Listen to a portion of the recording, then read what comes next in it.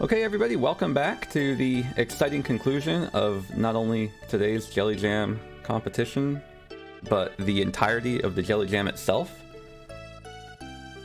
Featured in this last round are commentary by Sinister Rain and DC Boy, both being previous participants. And also, you'll see that we have teams Traviktox and Kauliarys up top versus team Mike and Mrs. Mike at the bottom.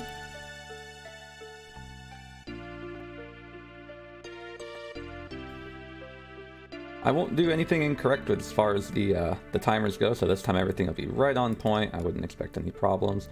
The only things to look out for this time are definitely going to be some high intensity races, notably because our runners today are very much known for their high speed.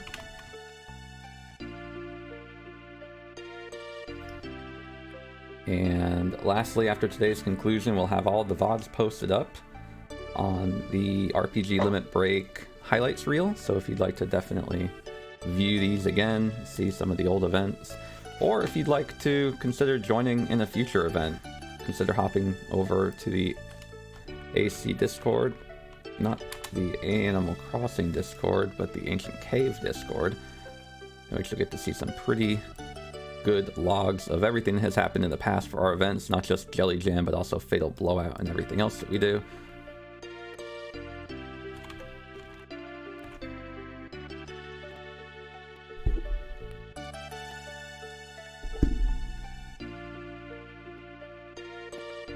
We have a quick technical restart for Traviktox, and then we'll be ready to go.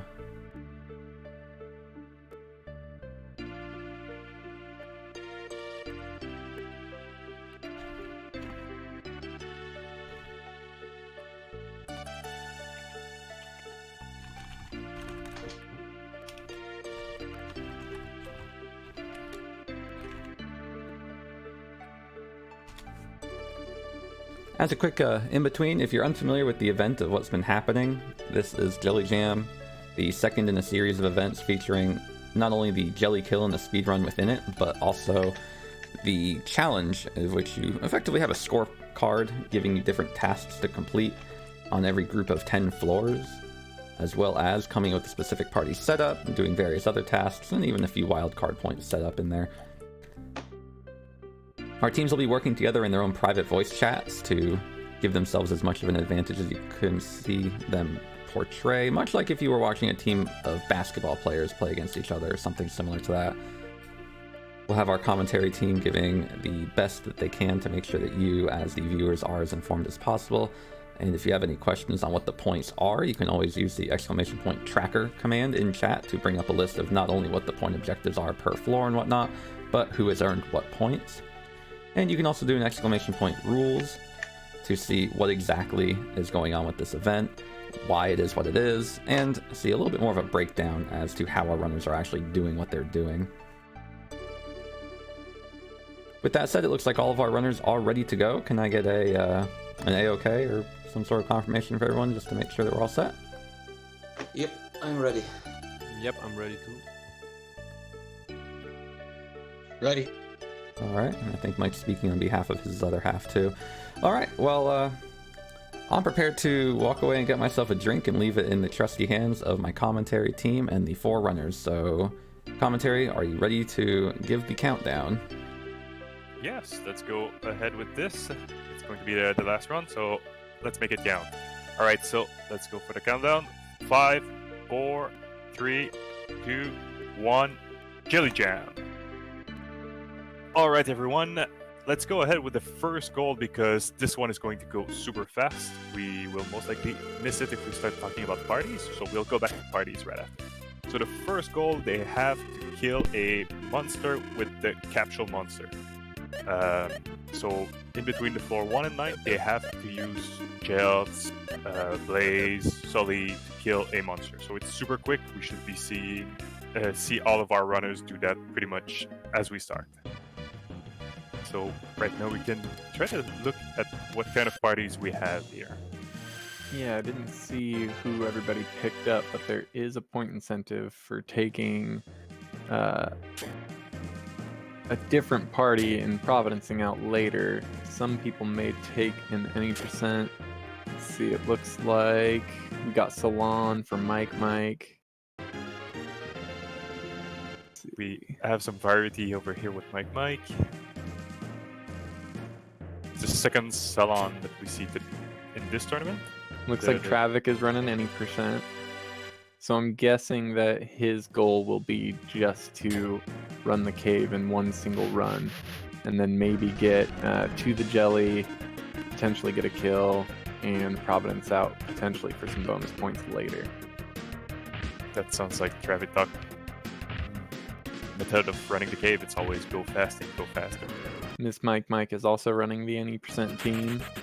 I know that last week was probably her first or second jelly kill ever, so she's aiming, it looks like, to get another one here today. If we look at the points, we already have a 0-2 lead for Team Mike. Yeah, that 2-point lead is coming from the fact that they are doing the Gels Flash Blazer Gusto party. So they are taking the reject capsule monsters on the journey. There is potential that they'll switch for some other point incentive depending on drops later. But for the most part, that's going to score them a nice early extra point. We have a question in chat asking what happened if we have players that gets the best weapon early on. The thing is, this is the Ancient Cave as it's meant to be. So it's kind of random. Ring on Travik. Sorry. That's a good point for them. But yeah, the Ancient Cave is kind of a roguelike where you start on level 1 on floor 1 of the cave and you have to make your way to floor 99. And the cave generates random stuff along the way, but the stuff that is generated is based on the floor that you are on. So you cannot find the best weapon on floor 1 or floor 10, let's say. I mean, technically you could in a blue chest. There are quite a few blue chest items, such as the Gades Blade, that would pretty much secure one part of your jelly kill very early on if you found it.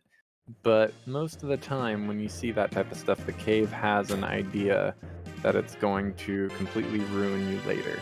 So look forward to that. If you see somebody get too lucky, expect that the cave will get retribution. And just like that, we have a 4-2 lead for Team Traviktox. They both found a ring, and that gives them 2 points.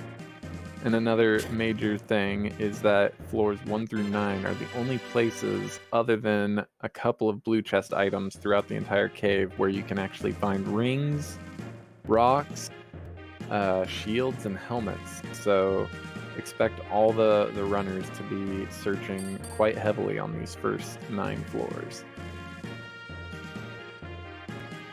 And then I believe it'll be floors 9 through 11. You'll start to see them hunting for cores, which is basically this game's equivalent to metal slimes from that Dragon Ball Z game. Is that what it's called?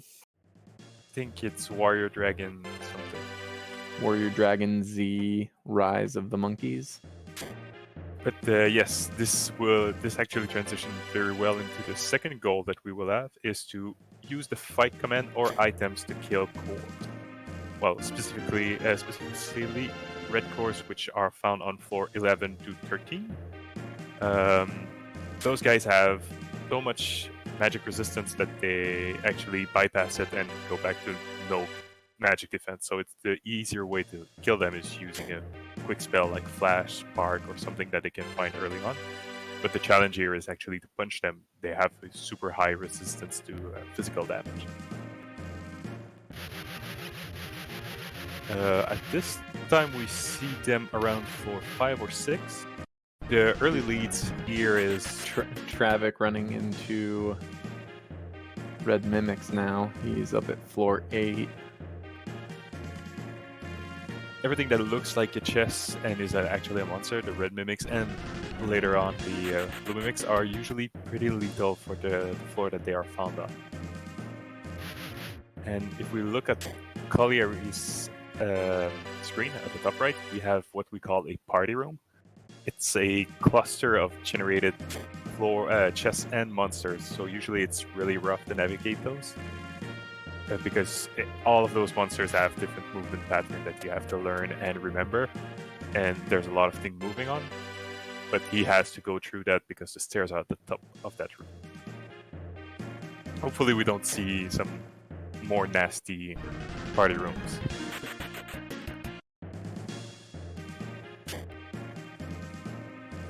Ooh, we got Rally for Travik, which is a very handy spell early on. He'll be able to revive his characters, won't fear death nearly as much, and it's the cheaper variation of the spell, so pretty good to have early on.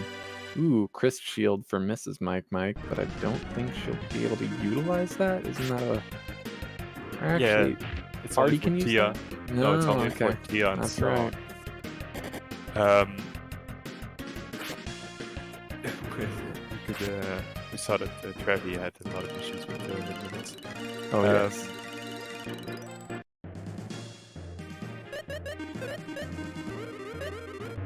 I think everyone completed the capsule goal, like I mentioned. It's a really fast one. That's why I started with this straight away. We have the red course coming up, and the rest of it is mostly some stuff that will get that they can accumulate along the way. Maybe we can talk about the goal here that we have at the end of this super run of 99 floors. I mean the gym. Oh yeah. So the whole goal of this, starting at level 1 and working your way all the way down, is to find a certain set of tools that will be able to help you defeat the Master Jelly on floor 99. And what makes Master Jelly quite unique to other bosses is that he's not going to attack you, he's not going to wipe your party. No, actually, he's going to heal you and kind of taunt you the entire time. The whole goal is to deal 9,980 damage, near 10,000 damage in 3 rounds of combat. And it takes quite specific items. I believe if you weren't here in the previous run, the 2 types of items that you're going to need to find are fractionals and finishers. You're going to want a couple of good fractionals. The main fractional that everybody's going to be looking for is a red chest item that'll appear after floor 15 and on, and that is the Decker Blade. Decker Blade has an IP ability which allows it to do 50% of the total HP that an enemy has. So that will be a major tool. Otherwise, expect to see other small fractionals such as Gorgon Rocks, which will do an 8th. Uncursed Deadly Rods, which we just got a Curse Lifter for Mike there. And I think we got a real Deadly Sword on Miss Mike. Yes, it's always the better one before floor 20. Because sadly, there's 2 weapons that are named Deadly Sword. One of them is really, really bad and won't do anything good for you. And the good one that we like to call it is a 80% chance of instant killing any target that are vulnerable to instant death. But usually we try to avoid equipping those because Maxim could do something better for the jelly. Yep, absolutely. You'll see, we got Destroy on Travik, which is a spell that allows it a 50% chance of a kill, instant kill. So that's a nice little back pocket spell. Oh, we have Valor on Kali. Yes, so we do. That's the best healing spell you can find. It heals for 500 HP on everyone if you multi-heal, and there's a slight chance of reviving someone if you multicast. But if you single cast it, will always raise the target. Yep, and then Fatal Pick we just saw on Mike's screen. Oh, and the first Iris item of this run for Travik, I believe.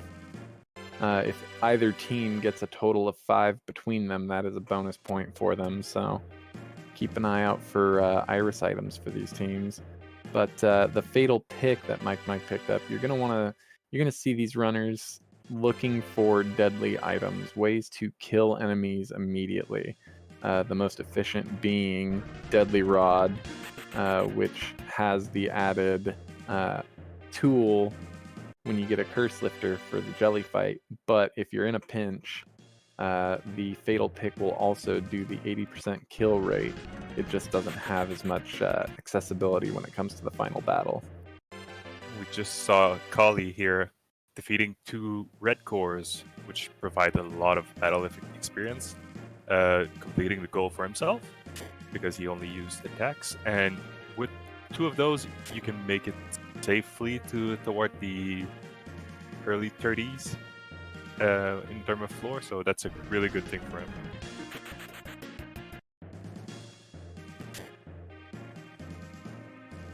I think everyone is past floor 9, which means that, like you mentioned, the cave removes rings, shield, and helmet from the red chest pool, and 3 of our runners actually got rings, which is quite impressive. Usually, you could spend a week running easily and see 0 rings. Exactly, you could be running for a whole week, and yeah, you won't find a lot of those. More red cores for Kali there. He's going to be not over leveled because we're never over leveled in the cave, but Never. it's really he's going to have a comfortable descent into the 30s. Yep, it's the real main goals for your XP in the cave when you're doing a typical run, which this is not, is to grab core XP just for a little bit of safety so that you're not dying or you're able to run from most battles. You got Firebird for Kauliarys, which is a really good tier 3 spell. Well, and it looks like we got an Eagle Rock drop on Miss Mike, which is very cool. Yeah, if we go back to Firebird, it's actually the weaker of the tier 3 spells, but the fire elemental in this game, in the cave actually, is really, really good because there's a lot of... And Thunder. Lots of nasty That's monsters. the best tier 3. Yes, exactly. So we have fire, water, ice, and thunder in that hoarder that you can define the power of them. Thunder is the best one you want to use for Maxim and most likely Salon for Mike, but yes, Thunder is a really good spell for the jelly. Mike just found a very key item for this tournament, a freeze ball, which he'll be able to use much later for a Sphinx incentive. Hopefully Miss Mike comes upon something similar that she can affect that status ailment. I believe the next major exploration the next point goal we're is looking actually for is the fruit. Yeah, exactly. Travi is going so fast that he's already there. Mm-hmm. Those Sandgarms there can drop the Earth Fruit, which will provide him a point. If that happens. He just got 3 shots at it just now. Let's see. You'll see it quickly flash by underneath the experience and gold here if he got it, and he did not. Those monsters, the Sandgarms, usually when you watch a stream of a speed run of the cave, you will see people avoiding them because they can be dangerous, but with the awesome chart that we have here, we have some good challenges, and finding that fruit is a really good one. Wow, Mike getting really lucky there, finding Champion, a nice healing spell to have. Any healing spell is really huge to get. Also a Curse Lifter, and up, I believe it was on Miss Mike's screen, she gets an Iris just now, but she also got a Sleep Ball. So if they reach the Sphinxes, if they coordinate, which I know they will because this team is a well-oiled machine, they will be getting that Sphinx point because Mr. Mike there will be able to stun one, and Miss Mike will be able to put one to sleep. We have something very cool happening on Mike's screen. He found a second Curse Lifter, and he had 2 Fatal Picks, so he got his team a point by uncursing one of the Fatal Picks, so he has 2 copy of the same item, 1 cursed and 1 uncursed. Very good point to get early on. If you check in the tracker that we are providing, that's in the party goals on the top left section. And then, specifics aside, just to talk about the cave in general, you'll see, Travik getting a terrible encounter with bees, a very dangerous enemy. And the movement you noticed, they're very erratic. Every enemy in the cave, save a few, have specific movement patterns, and all of their movement is based on player movement. They don't move unless you move. So a lot of the strategy and skill in the cave comes with knowing where and when to move depending on enemy positions. You'll notice a lot of the times that our players try to side attack or back attack enemies in their sprites so that they can actually get the advantage in a battle, but it can also go the same way for the enemies. If they side or back attack the player, then they can also get the advantage. I think Travi missed didn't get the drop from the Sengarms. No, he didn't. Now So going he's for actually- flame fruits, yep. Yeah, exactly. Going for plugs, those little Fire chickens. Yeah, fire chickens run around the room, and usually you want to avoid them. Once again, they can overwhelm you because they summon more of them, or they have incendiary, which hits everyone for nasty damage. You'll notice that a lot of the strats that our players are using during this run are going to be very uncommon in any typical runs, which is really awesome and why Ellie made a great point scoring system. It displays a lot of the cave, and it shows a lot of different strategies and skills that one can take into the cave to score a lot of really cool items. Dragon. I forgot he picked it up. That's going to wipe this set of pugs out for Travi. Hopefully he gets that fruit. The slowest tier 3 animation, I believe, though. Yeah, usually it's the one that Big time waste. you don't want to see. You prefer Ice Falk because you can farm Hydaros later on. Like I mentioned, the Firebird helps clear some monsters on 430s and stuff. But the Dragon is just like the worst one. It's slow and it doesn't really help against typical encounters. Sundo Jewel from Mrs. Mike. That's some good attack power. It's not exactly what you want to see in a blue chest, but it doesn't Definitely hurt. not. At least it wasn't a catfish jewel. Yeah, exactly. Or like An Mrs. ear. Mike. Mrs. Mike is collecting blue items that she can't use. So is the cave and how it gives you things. Thunder yeah. for Travik. Lots of good spells here. Yeah. Seeing a lot of tier 3 spells this game. I think 3 of our runners have healing already. I'm not sure about Mrs. Mike.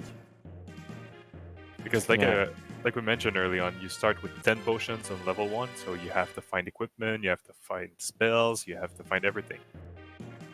So it's hard to go 98 floors without any form of healing spells. Well, you can always just get lucky and keep pulling miracles. Yeah. But at the same time, you're not getting any, like armors or weapons to help you along the way. Not at all. We're still waiting for the next record of 20 miracles in a run. But that's the thing, I didn't know about that. I don't know that it's an official thing, but I believe the last time I watched Shadow do a run, he got what was it, 18 miracles or something like that. Wow. But that was his only source of healing, I believe. And you can see. Oh, go for it.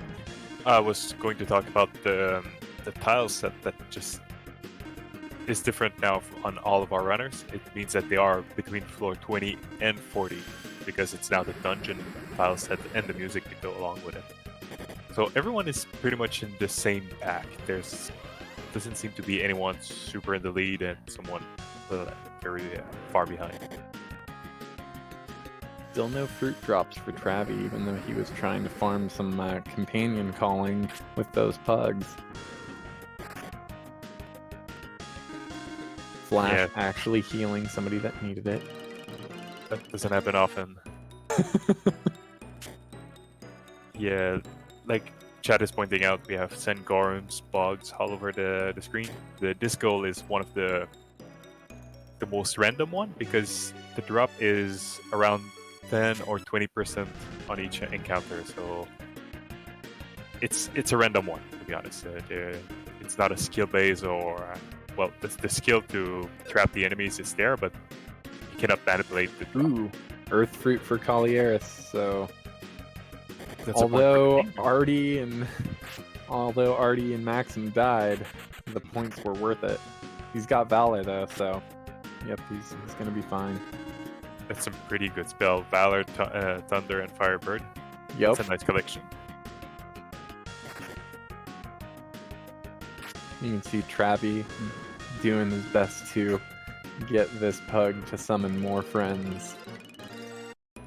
He wants to get that flame fruit. So far, only one of the 4 runners have the fruit point. So it's one of the one that can separate the team, because we're at 7-6 at this time. It's really really neck and neck at this time. So getting the fruit can give you a lead and start building from there. That's a nasty room for Mike there. Tons of samurais in the doorway. Now there is a very cool movement tech that you can utilize. It takes luck still, but you can get around those samurais when you're near a doorway. Just takes a little bit of courage, a little bit of luck. So I think it's harder to do when there's 4 or 5 samurais in the photo. Definitely. In the top right corner, we have Kali casting Thunder on the armor. Sadly, it's not their weakness. Usually, you're trying to find some ice spells for those, and they go down really easy with ice spells. So it's really important as a runner to know what enemies are weak to what elemental. It's a common theme that you need to learn to become a good speedrunner of the ancient cave.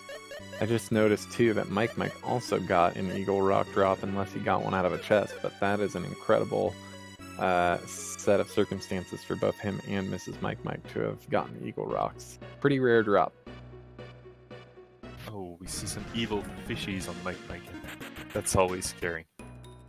Those guys can attack on everyone, and with an attack called 8-leggers, it's not fun being on the receiving side of this. But they can drop the charm fruit, if I remember correctly, and that's one of the goals at this time.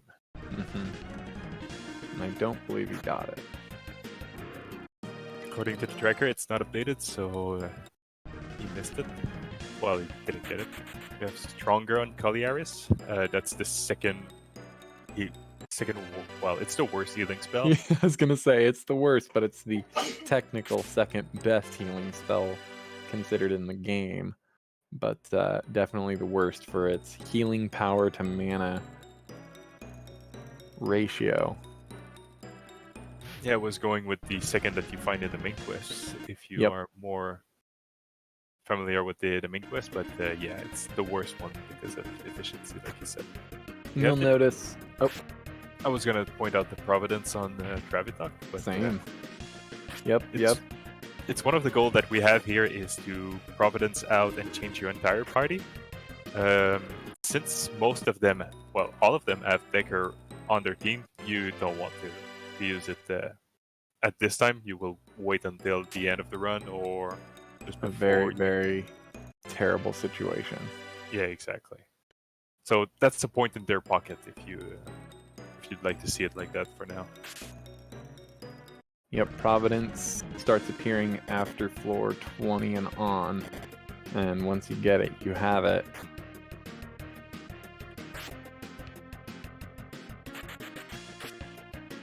They're going to be they're going to get near the floor 29, which is one of the deadliest one in the cave. You're going to see some blue chests that the runners are going to avoid because they're actually mimics. They don't move at all. They try to look like blue chests, but they're super overtuned and will kill runs and runners all the time. They're got a Berserk Blade on Miss Mike. That is a cursed item that you most likely either want to throw out or feed to your capsule monster almost immediately, because if you hit the strongest in your equipment field, it will toss that on, and that will definitely ruin some chances for you. Yeah, exactly. It means that you need to find one more curse of their end. You don't want to do that. like I mentioned, the blue mimics, we just saw one on Travi's screen. You don't want to touch this. You want to stay super far away. In the unfortunate case where you have to fight one and you defeat it, we actually give you a point in this tournament. But we don't want to see that. It's way too risky. Yep, that is one of the great walls of the cave. You'll see quite a few of those as we go.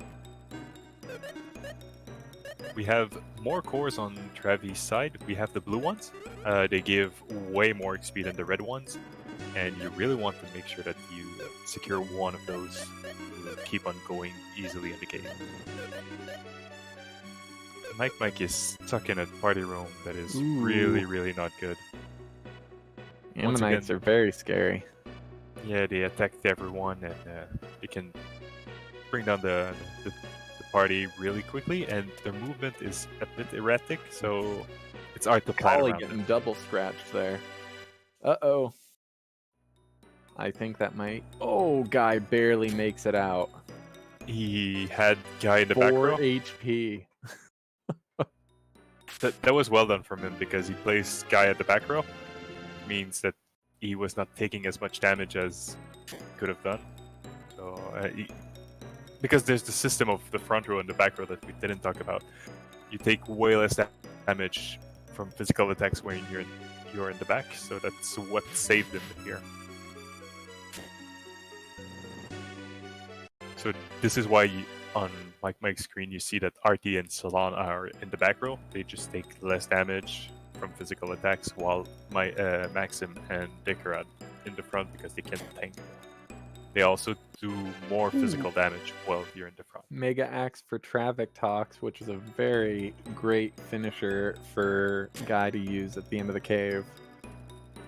I believe that's one of the highest attack power items that Guy can equip for a finisher. Yes, it's one of the better weapons that you can find for those situations, but you need to pair it with something. And that something will be Cancer Rock or either a rocks that we will see our runner try to get in a couple of floors, because Travi is fighting Green Plant, so Garbos should be coming up really soon. Yep, Garbos are going to be floors 35 through 37. You will see our runners definitely trying to get some Cancer Rock drops off of them. Probably I would say, what would you say, that Hydora or Cancer is better?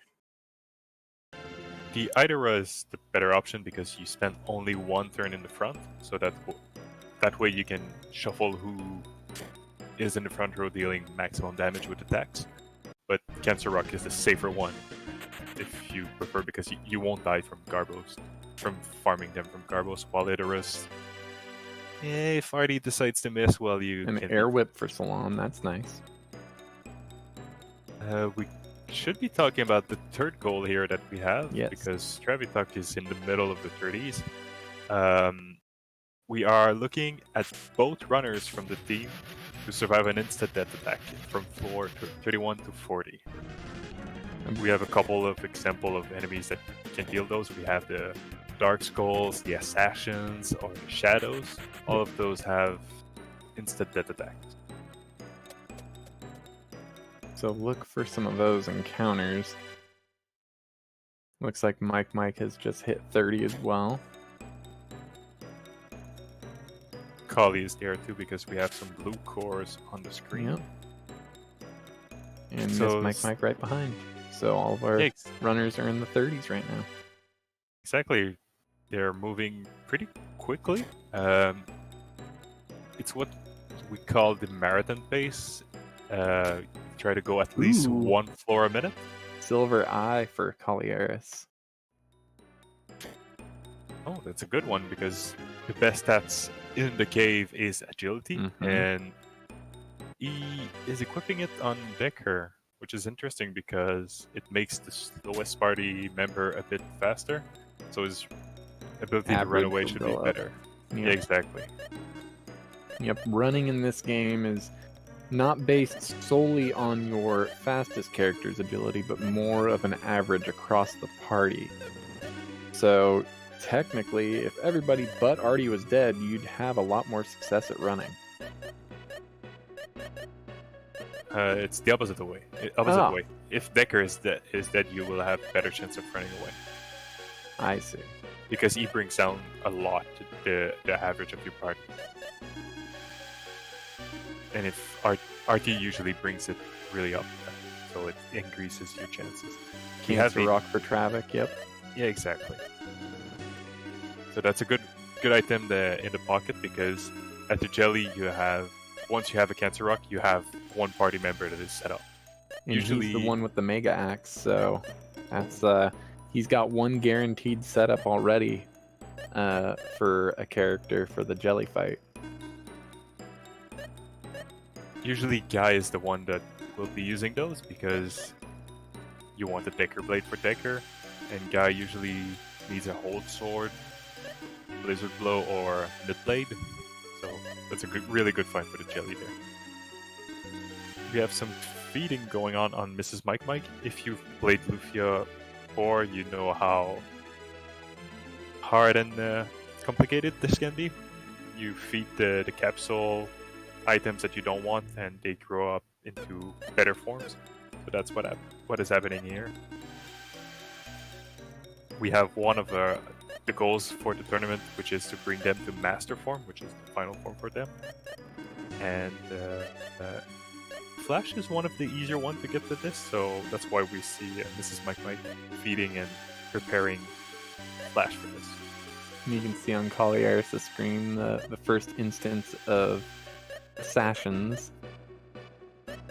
Yes, like we mentioned before that enemies only move when you move, but those guys move twice for each of your moves, so they're usually in your face pretty fast and you can't really avoid them. They usually take all your resources because they have instant attacks, and And I'm sure some of our wonderful Discord followers also in the chat are helping out alongside, but please use some of those commands. The Discord link is up. It looks like Real RC put it there. Please join the community if this looks like any sort of fun to you, or if you have some nostalgia for Lufia 2. This is probably one of the most inviting and easy to get into speedruns that I've personally seen.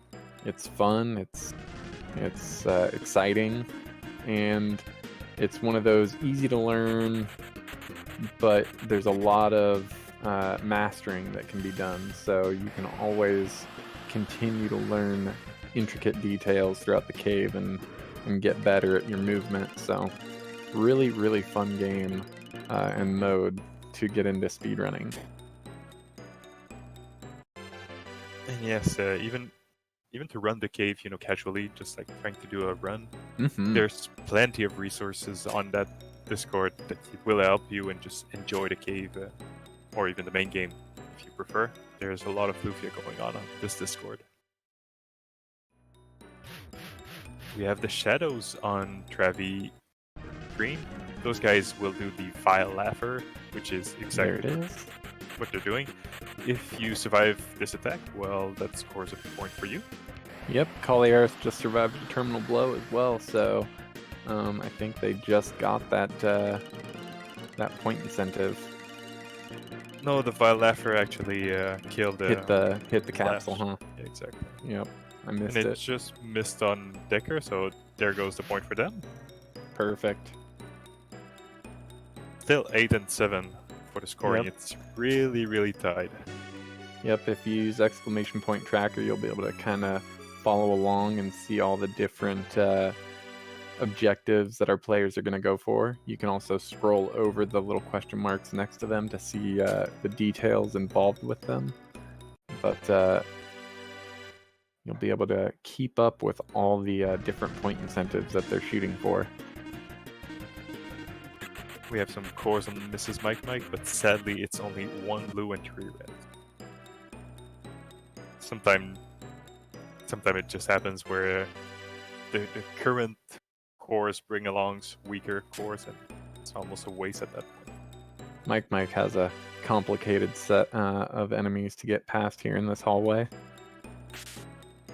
You discussed the bees earlier, and those are the Tengumans, which moves exactly like bees, and so it's really unpredictable, and it's in a tall, super like short corridor. Not easy there. Trev is almost out of the assassin's floor. We'll get into the cave tile sets and the new music for that.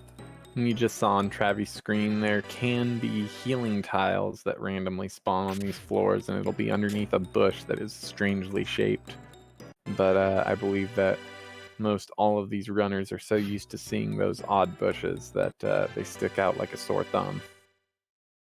Yeah, sadly there's no mana healing tiles, just like the main game. Those would be pretty good in the cave, but we have those handy healing tiles. Also, those healing tiles don't revive, so that can be a major factor when it comes to finding them. They won't save you completely.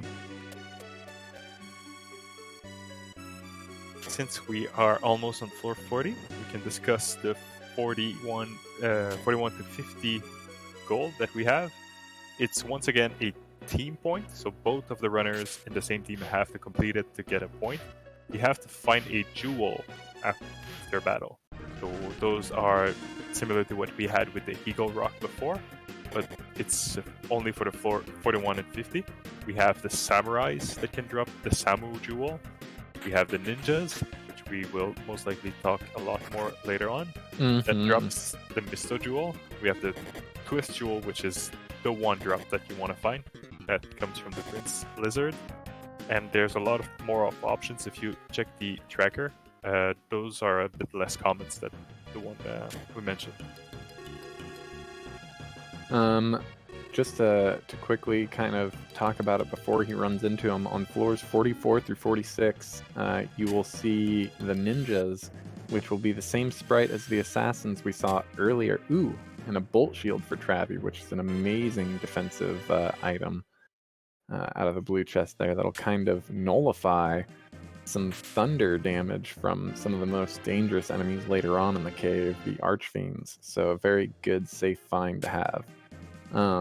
But back to these ninjas, one of the most dangerous and scary walls in the game.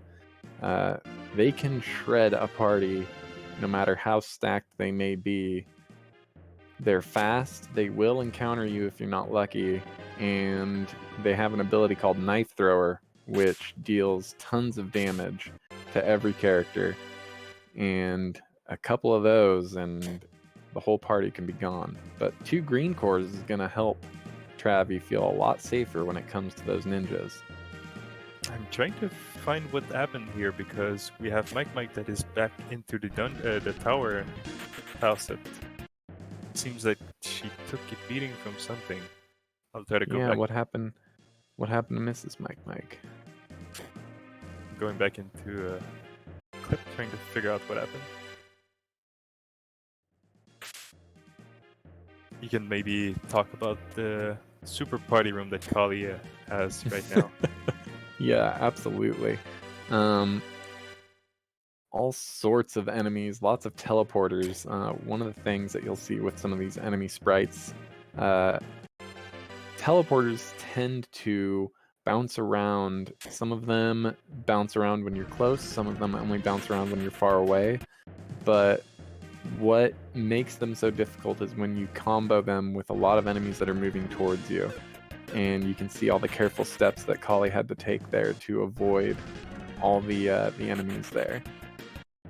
From what I could see, Mrs. Mike took a wipe on a fairly regular enemies, but I think she had no ways to heal herself. So it's just like, like getting beat down repeatedly and having no resources to go back up.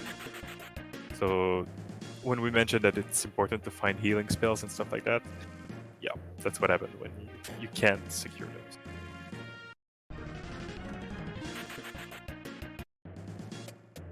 So we have the cave set for Travi, and yeah, he just got on 44, so look out for those ninjas. You will see him walk indoors, slash a bit, trying to lure them out and avoid the rooms where they are, because if you are in the middle of a room with two of those sprites, you are in real trouble. Kali just got a green core as well, and looks like Mike is trying to get the avoid a death spell incentive with these shadows. According to tracker, only Mrs. Mike didn't get it, so it's secured for Mike. We will most likely see Mrs. Mike making her way back to these floors fairly shortly. So it's not a done deal there at all for the Travi. Travi got lucky there. There was a ninja trapped behind a bush, and the stairs were on the other side of the room, so thankfully didn't need to deal with that engagement. Some nice movement, actually, not going down too much to unstuck them. Oh, you know, when we mentioned that blue chest, well, Title Jewel is one of those. You don't want to find that. You're likely to see this ninja catching up to Travi here, so you will definitely get to see. Oh, but it's only one, so thankfully it double attacked. He should be completely fine here. You saw that he was tapping movement. It's the safer way to do it, but it also means that you will never outrun the ninja. If you see the stairs that are near you and you have that sprite next to you, you most likely will have more success if you hold the button because of how it registers the movements.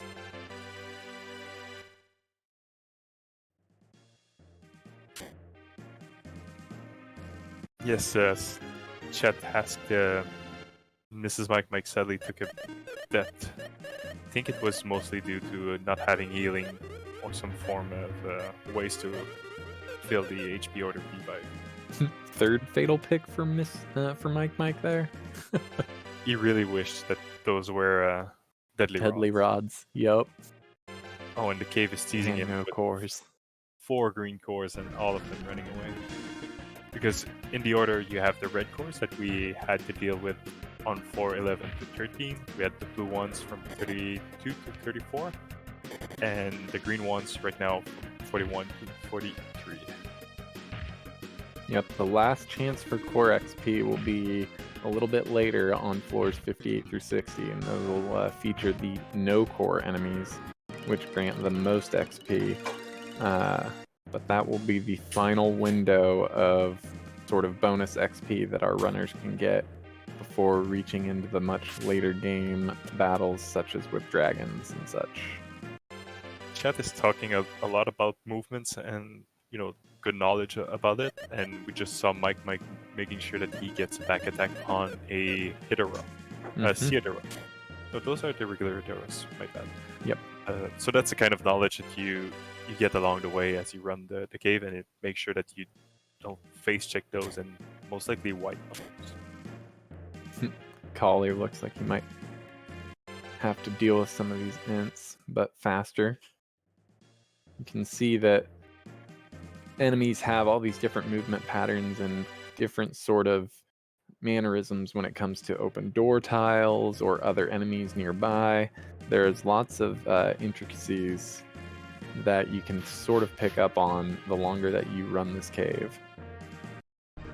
Yes, and we just saw a red saber on Mike. While it's not the best option, it's one of the more common options for finisher for the jelly fight at the end for Maxim. So it's not the biggest find, but it's a good find that we need to remember if he gets to the jelly.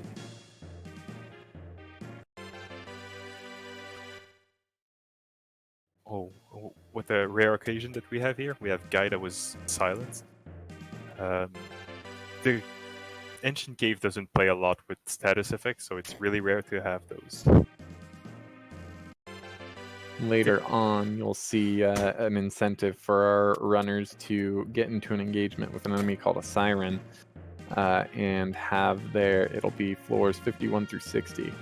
And hopefully what they're wanting is 3 of their party members to be inflicted with some sort of status ailment, I believe, It can be sleep, confusion, or silence.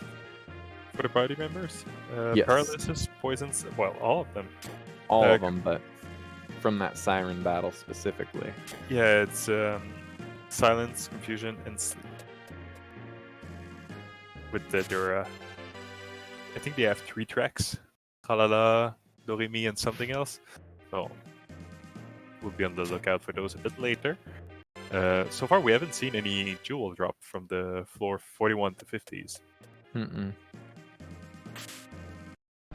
And since Mrs. Mike took a death a bit earlier on, I think Travi is taking a bit of a lead because they completed the survive instead goal, while Mrs. Mike didn't complete her half.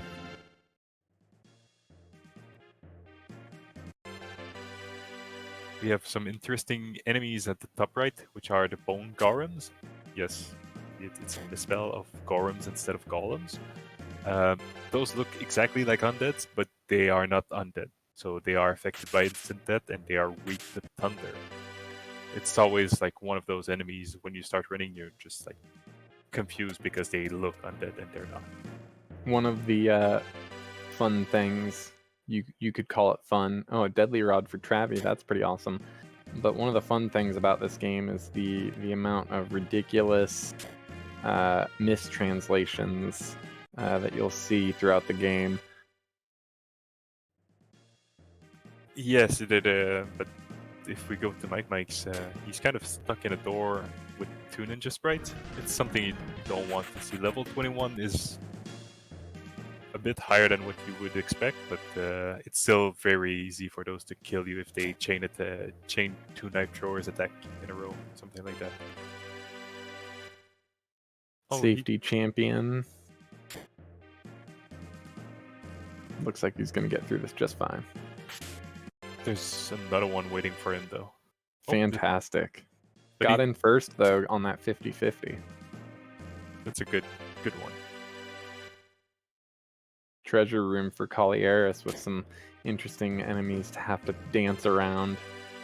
Thankfully, he's got Firebird here, so he'll be able to wipe most of these trees off the face of the earth. That's an interesting movement that we saw Mike do, is swipe the sword instead of just moving up. That way he is the one trying to get the 50-50 for a first strike instead of moving up and being the one on the other receiving end of a surprise attack. So that's the kind of little things that you will learn and notice how to do if you run the game. Travi getting the encounter with the sirens, so let's see if he can get that point incentive. He's already in there, wow. Mm-hmm. So yeah, 51-60, so he's starting to pull ahead by a good margin. He's definitely on a very quick pace. Oh, Mike got Decker confused. Mike trying to avoid as much as possible that ninja fight.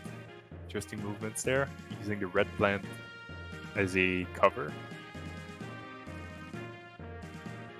Those red plants really like to attach themselves to other enemies, and they will move along with them, but since he's blocking the movement of the ninjas, none of them are moving.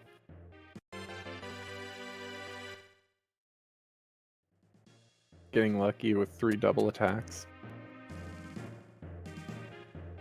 And it looks like Travi has achieved his goal as Guy crits himself in the face. Yeah, confused party members with good weapons or deadly weapons is always scary. He should be running away safely at this time. Yeah, Yep. Exactly. There we go. Oh, Mike using the safe movement that you have after an encounter to not defeat those ninjas and just go for the stairs. Nice movements there. Mm-hmm. Yep. After an encounter, you have a sort of one free step, one tile that you can move before the enemies start responding, and using that in a very critical moment there to be able to get away. And now fighting Bryn's lizards, which drop the coveted twist jewel, which gives an amazing agi boost for your agility. You'll see they're basically the main goal for the jewel drop incentive. Yes, they have a good chance of dropping it at 15%. So it's those enemies are not too tough. So it's not such of a deal on the risk side, and it's all about the reward, which is really good. We Yeah, have a hitter Hydora Rock for Travik. that goes along the mega hacks that he has really, really well. He has some great options right now for finishers between a Cancer Rock and a Hydora Rock. And the blue chest item mega hack. Mhm. You Looking for those fractionals now. Yeah, exactly. Decker Blade is what he is mostly looking for, or if he makes it to the 60s, he will be looking for mid blades. They are not as good as the Decker Blade, but beggars can be choosers. I didn't notice if Travis picked up a Curse Lifter or not yet. I did not see one. We know that he has a Deadly Rod, so there's potential. Oh, those Surfacos though. Surfacos, they're very scary. Fast and dangerous. Each of them attack 3 times, and they have a chance of trading those 3 attacks for that Twister attack that we just saw. But level 27 is pretty good at this point. So Eli has said that Travi does have a Curse Lifter, so that means that Travi's currently looking at 3 of the 4 options that he needs for a jelly kill. Literally just crutched by needing that Decker Blade. So if you guys see a Decker Blade on Travik's screen, then look for him to start hustling to these point incentives and making his way towards the jelly as fast as possible. we have a bit less goals being completed this time. We did not have a single team getting a jewel. Both of them getting a jewel. So that's 1 point kind of left there. If Mrs. Mike gets into the 40 and 50, she can do her half of this. But beside that, Team Travi didn't get a single half of it. And for the party member status effect, I think that's exactly where Kali and Mike are. And you could see on Travik's screen the way that he utilized the step count to move that Cyclops around and utilize that extra little hallway to be able to back attack it, escape, and move right past without any issues.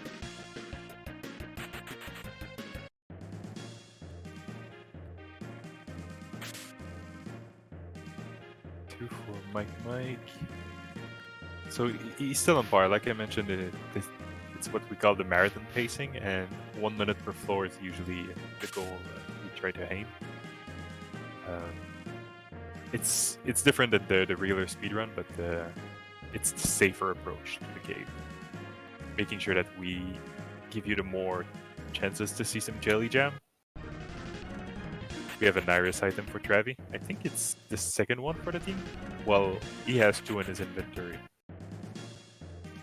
I think Kali has 1, so maybe that's 3 for the team. They need to get 5 if they want to have 1 point. Mike going through Siren Hell. That's 2 of them. 2 confusions. 4 confusions. And the escape at the clutch moment. That could have been scary.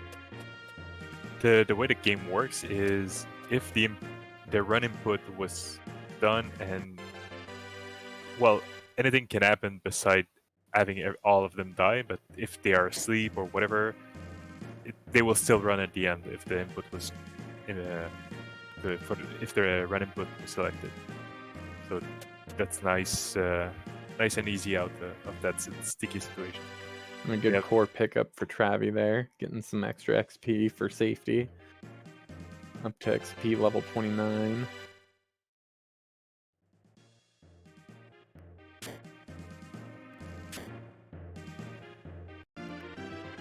He already has a Hydra Rock, so he will most likely be beaming down really soon. Like the next goal is the Sphinx one for him, which is from 61 to 70, which is more And I believe 65, 67. I Because believe this he thing- has some status effect balls as well, so he will be able to get his half of that. Yes, exactly. It's a half, not a half point, but both runners have to complete it to get the point. Red Saber for Kauliarys. A nice little potential backup finisher attack for Maxim.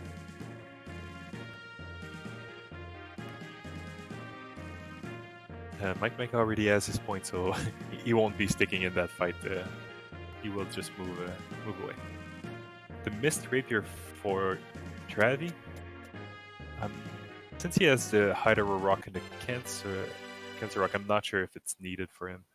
But still another option for the Jelly right there with a 3-hex IP attack.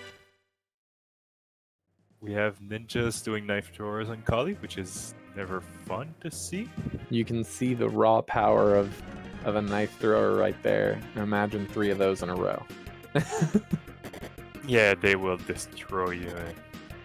Usually, when you're doing a speedrun evening, you will lose half of your run to blue mimics that we saw her. Well, we didn't see earlier, which is a good thing. And with ninjas, those will stop most of your runs. Another no core for Travi, so definitely getting a lot of good safety XP before he moves into these early 60s floors.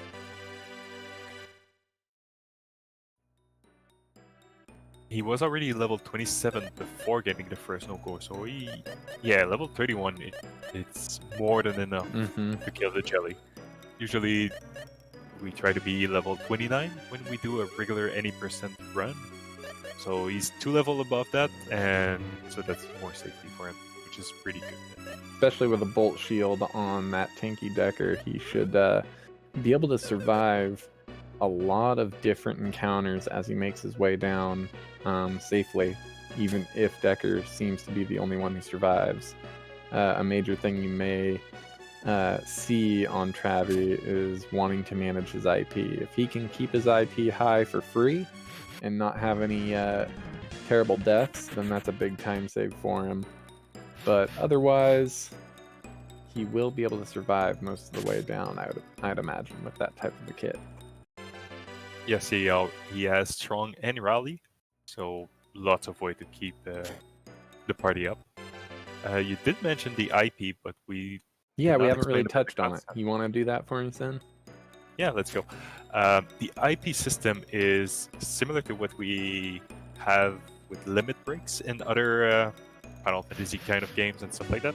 The more damage you take, the more this bar fills, and you can use that resources that is like a percentage. It's from 0% to 100%, and each of your weapons, armor, helmet, shields, and whatever, they all have a potential IP attack that you can use and use that resources. So you need to make sure that your characters stay alive, because they lose all IP when they die. So you need to make sure that they stay alive to use all those IPs in the jelly fight, because those are the most reliable ways to inflict damage really quickly. And a lot of the IP effects that we look to use in the jelly fight require specific percentages.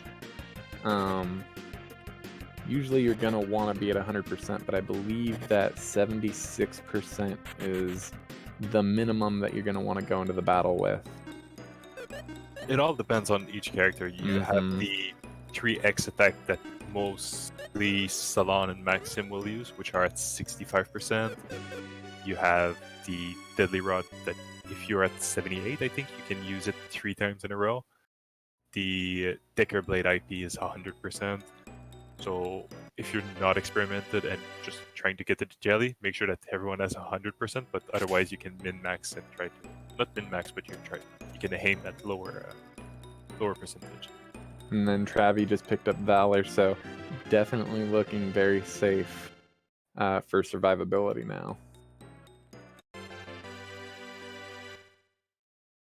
Mrs. Mike is back in the dungeon tile set, so at least floor 20. She's catching back up to the point where she can score more points.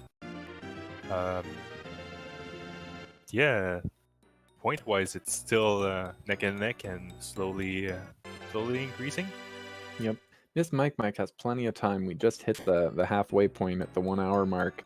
She has plenty of time to get deep into this cave and get some of those point incentives, even if she does not reach the jelly. So don't count them out just yet. The Mikes have been practicing, learning, and making basically a college level course out of the Jelly Jam.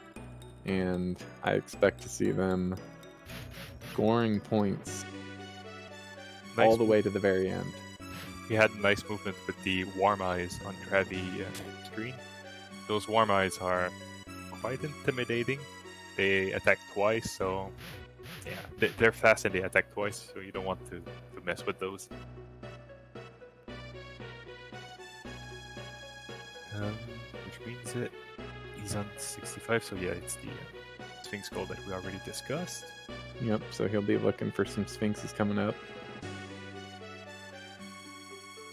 The floors, the half 60s is a weird spot. You have some nasty monsters like the green dragons in the top of Travi's screen, which are white dragons. You don't want to fight those. We will most likely see some gold gorems. You don't want to fight those either.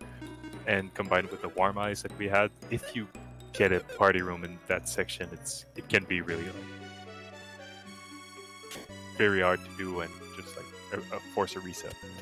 Oh, and then Trick for Travi. That's a really amazing spell. Trick is actually an attack power increaser. So for the jelly fight, you could see Trick coming out in a big way to increase a lot of the damage that you can accumulate on the jelly. It's usually worth a round of boosting your attack power. We usually see Maxim do that in the jelly fight because the front row is used for the fractional attacks. The confused attack of Decker on Guy. Yup. So yeah, you have fractionals in the front, and that often leaves Maxim in the back row. And since his attack is lowered because he is in the back row, he doesn't have a lot to do beside casting Trick, so it's optimal for us to do that. Another thing I don't think we've really touched on is stairs. So when you see all of the players moving down a floor with the stairs, one of the main things that we try to look out for is when a player spawns onto a new floor like they do just now, all the enemy sprites will be facing down. So if you enter the stairs, there's a couple of ways that you can make sure you're the safest. You can enter the stairs from the bottom side so that you're facing up, or you can actually hold the right trigger and up, and I believe that set of buffered inputs as it loads the screen will allow you to turn and face up on the screen to avoid getting surprise attacked by any sneaky enemies. And believe me, walking into a floor and getting double back attacked by dragons or Hydoras or any of those dangerous enemies can result in the run ending very quickly. Yes, we have a popular clip of someone going down the stairs and getting back attacked by 2 Orky sprites. We will talk about Orkies a bit later, but you know that's never going to end well. We did saw some good input finger trigger on Mrs. Mike's screen. She opened the door going up, and there was a blue mimic 1 tile away. So if you're not like super paying attention and stuff like that, you usually run into the room without checking. So she had good input trigger and like discipline. Hydora rock for Mike getting that drop. Nice. I didn't see any blue chest weapons, but you can always find circle hacks, circle flail, stuff like that to go along with it. So it's never a bad find. And it also brings agility. It's a bit risky to farm for them because Hydoras, if you've seen the previous run, you saw how nervous everyone was when Oppie was farming Hydoras, so yeah, they can be deadly. We have a nasty party room for Travi. Oh yeah. Lots of dragons. Right. Yeah, exactly. Dragons usually move 1 time for each of your 3 inputs. And if one of them starts to be unsynced, it's really hard to cope with. Oh, we have a Tundo Jewel there, though. Mrs. Mike in a tight hallway here with some potentially dangerous enemies, especially at the levels that she has currently. Gonna be tricky to. Looks like she's just gonna opt to leave, and did she use the? I believe she Providenced. She's going back in town, so yeah, most likely a Yep. Providence and swap party. Yep, Because she's gonna score that point and then run back in with the rejects. Yeah, exactly. 54 minutes to complete a run is it's really, really, really good. I mean, you don't expect to do that on demand like that. Mm-hmm.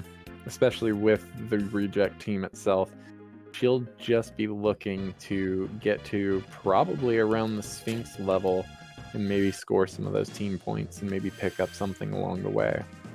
But Chad pointed out that we had a Decker blade on Mike. Ooh, That's a really, really good find. Like we mentioned earlier, it's half of the jelly HP gone in one single attack. So knowing how Mike is a fast runner and he can shift gear to be like the first one going over there and fight the jelly, yep. that could be something very interesting. He's on Travi floor 6, just hit 61. floor 70, so barely ahead. Well, 61 for Mike, so I see. that's pretty good.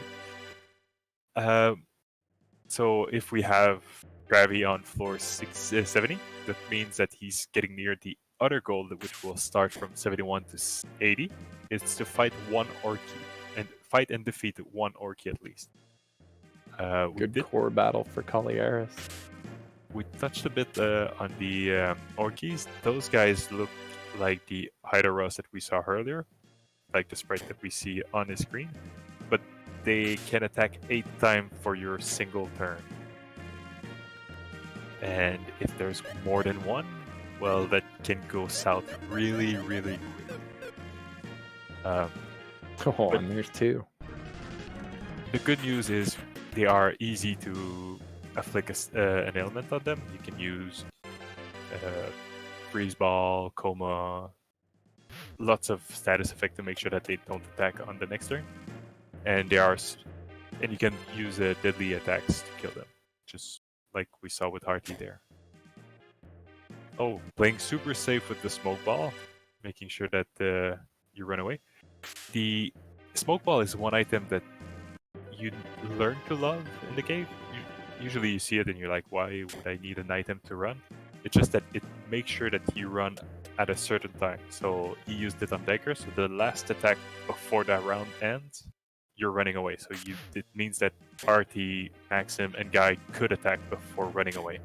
Mm-hmm. It's just a safety measure, some way that you can guarantee the chance to deadly, but also avoid death do you miss those deadlies. That 80% sometimes feels like 0%. Yes, sadly we're being rough sometime with good old RT and saying that he doesn't hit as much as he should, but we are looking at 80% for the hit rate, but he also always misses when you need him to hit. I don't know if Travi has already fulfilled the cursed item incentive, but he just got his second deadly rod. So when he gets to the jelly and uncurses his other deadly rod, he will get that incentive. And we saw Cursive on Mike. I am not sure if he has a deadly rod in his pocket. Oh my gosh, those black dragons nearly ended all of Travi's dreams. You can see how dangerous enemies can be if you don't encounter them the correct way. And he's level 35. Yep, there's no safety in the cave. You can be as safe as possible, but when you get to these later floors, one single missed input or misstep and the wrong type of engagement can completely end your run. I just noticed on Kali's screen we have a lizard blow on Decker. That's a really, really good item. It's a a weapon that can be used by all party members, but it also does the IP attack, which attack for 3 times. Well, not attack 3 times, but it's the power of 3. Yeah, let me get It's that. a ×3 attack. Yeah, exactly. Thank you. So It does it's 3 times the battle damage that you normally would with an attack. and that's on 1 round, so that's really, really good. And it also deals additional damage to dragons she is currently fighting. Oh no! Double ghost ship encounter, the hardest encounter that you can come across. That's sarcasm. They even Ghost ships. surprised them. Yeah, so ghost ships can only take 1 action, which is to defend or summon companions. And if there's 2 of them in a battle, they actually fulfill all sprites, so they can just kind of sit there and float around and do nothing. So, looks like he's gonna have to deal with this set of ghost ships here. Sitting on top of the stairs. Why there's ghost ships in the bottom of the cave, we still don't know. Oh, Sonic Ring on Mrs. Mike. That will make sure that Tia is at least fast like RT or near it. And you'll see Travi using the best healing spell as an offensive spell against these undeads.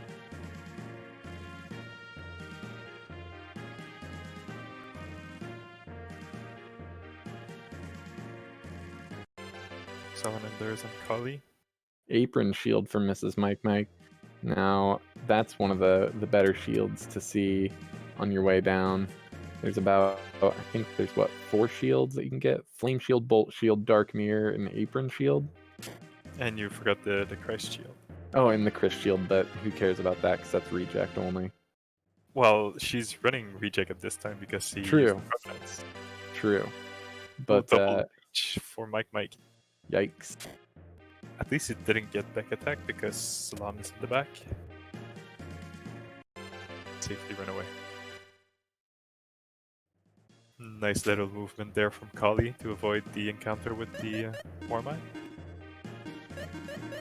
Normally you'd see in these later floors players trying to kill Gorgons to get Gorgon Rocks, which is an accessory rock that gives you a 1/8 fractional attack if you haven't found something yet, like the Deadly Rod or a Decker Blade. But I don't think Travik actually needs them, so I don't think we will actually be seeing him attempt to get any. Yeah, and he doesn't need the levels to from the Gorgon, so I doubt we will see them from him. I think I just saw that Mike's Salons has a Deadly Rod on. I think that was the animation for it. So the Fatal Picks, actually. Oh, Yeah. but he picked up a Water Gaunt, which is one of the few shields that you can find after floor 9, and it also increases agility, so it's a really, really good one. That's the kind of That's the other shield slot blue chest item that I forgot. So we're at 7s. But yes, that's the kind of blue chest item you want to see when you run the cave, and not those Tundo jewels, camo jewels, or title that we had before. Earring. Yeah, exactly. There's a lot of equipment that can come out of blue chests that will only be usable by very specific party members. Ooh, and a Myth Blade for Travik. I think with a Myth Blade, he has actually the potential for a kill. Finding a Decker Blade here would be huge still, but that Myth Blade actually opens up a lot of possibilities to actually getting a potential jelly kill here. Well, you can see that he's feeding Blaze, so I think he will need a good Blaze 3 turns for it to happen, because Mid-Blade, Hydra, Cancer, and the Deadly Rod IP. Yes, exactly. So he's got Trick, he's got 2 fractionals, and he's got 2 big finishers. Now he just needs to make sure that his capsule monster can deal a little bit of extra damage, and potentially finish out that fight. So now you're probably going to see Travi. Let's see, he's only got a couple of other incentives that he's going to want to go for. Potentially defeating all 4 genie types, Him and Kauliarys will be hopefully deciding whether or not that's even an option for them. And then in the last floors, you'll see them attempt to win battles against 3 Dark Summoners potentially. So with as much time as he has, I don't see why he wouldn't maybe attempt those point incentives. Trying to figure out where that 10th point came from, because we're now tied at 10-10 with 45 minutes left. Let's see. He's got the Orky marked. Okay, yes, it's Mike that got the Orky. Mm-hmm.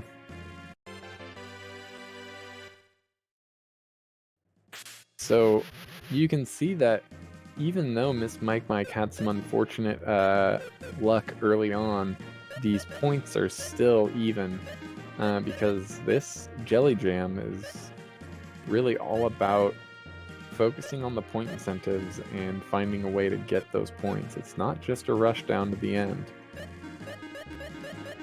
You've got Blaze evolving on 2 screens at once, which is something you don't usually see. You got that green imp coming in.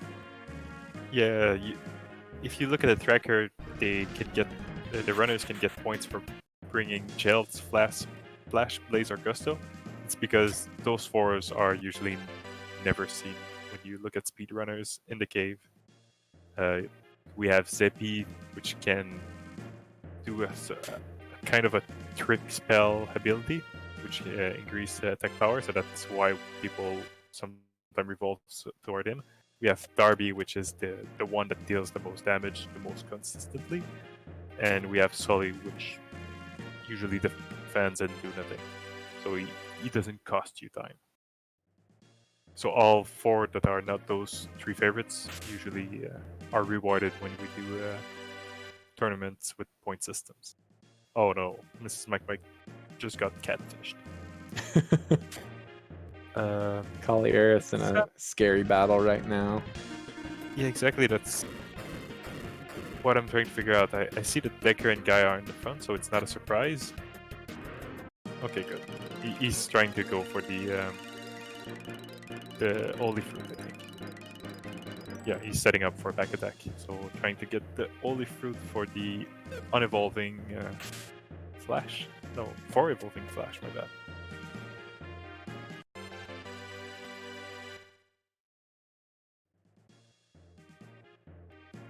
But if we go back to Travi's setup for the Jelly, we have a category that is named the Reject Percent, which is the team that we can see on Mrs. Mike.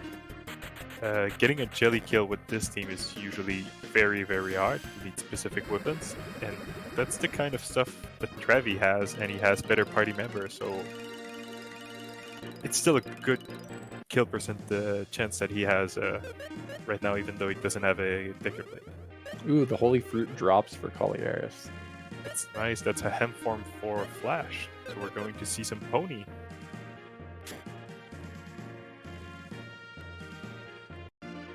Chat is asking for Coldstream. What? Why are we asking for Coldstream? Please no cold streams. Yeah, exactly. There's quite a few special skills that a lot of and an old sword for Mike. That's another good fractional you can pick up on your way down. There's a lot of skills that some enemies contain that are extremely powerful for where you get them. Coldstream being one from the White Dragons. I think we saw last run, if you were here, the Silver and Gold Dragons can do what is it? Stardust Blow and Diamond Dust, massive damage to the full party. When you get to these later floors, there's quite a few spells like that and skills that'll decimate a party pretty quickly. Chat is correcting me on my what I just said about the Holy Fruit. Yes, the Holy Fruit is to de-evolve. We need the Dark Fruit to actually make him go to the pony side, which is the hem form. And that's why he's fighting Black Dragons, because those ones will drop the Dark Fruit. Which is a very interesting point, that you can both get the evolver and devolver fruit in the same floor ranges. Oh, I did not get the dark fruit though. Travi is most likely getting close to Hades at this point, or Mike should be. Well, we see Archie sprite, so most likely. The sprite that we see on Travi is one of the scariest one we can see in the cave. They might contain an Archfiend, 2 Archfiends, a Leech and an Archfiend, and you don't want to face check to know if it's those blue guys that we can see.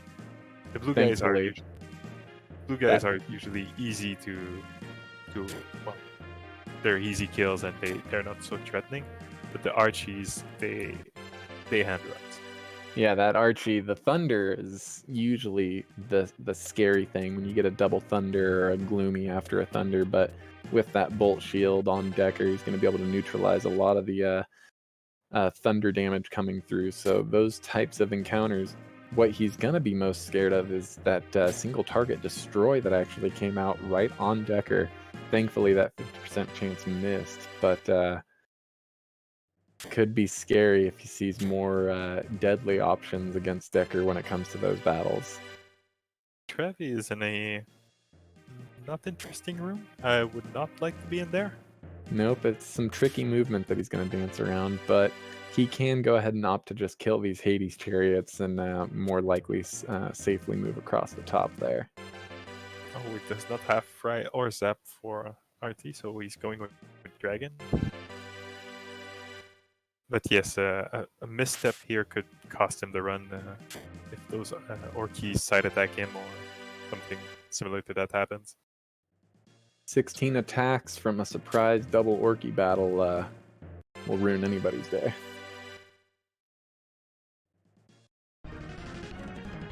If he makes it to the floor 81s to 90s, the next goal will be to defeat 4 type of genies. We have the Fire one, Water one, Earth, and Wind. So if you defeat one of each, you get the half point. Well, not the half point, but the half goal.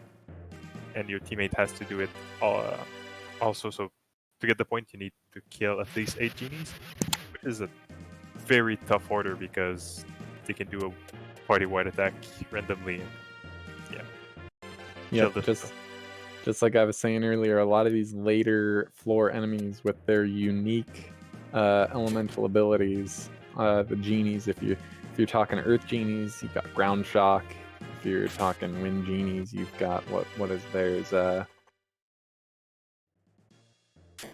Voltage Bolt?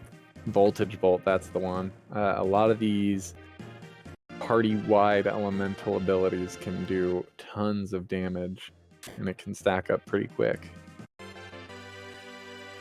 There's a Ground Shock on Mike's screen. You can see the type of damage that they can produce. Thankfully, they have a high chance to defend as well as absorb, so you're banking on seeing that. Chat mentioned that Mike found another Curse Lifter, so that would be his third one. Considering that he has a Fatal Pick on both Artie and Salon, that's pretty important because that's a gamble he took there by equipping both of them with Fatal Picks. A Fatal Pick is just like a Deadly Rod, so 80% of instant killing your target, but they do not have a good IP attack when they are uncursed. So you still need to get something else for them. Salon is usually pretty easy to find a 3x attack or something like that. But, ooh, double Archies for Travi. Ooh. He has a Terror Ball. I'm surprised he's going for the Terror Ball with Decker. He should be going for the Safety Miracle with him, and most likely the Terror Ball. Looks like he's gonna Miracle with Guy. Ooh. And with Maxim. So going, misses the deadly. Is it Guy or Decker that has the Bolt Shield? Decker has the Bolt Shield, so you will see Decker survive any of these Thunders for the most part. But if this Destroy gets him, nope, targeted Guy.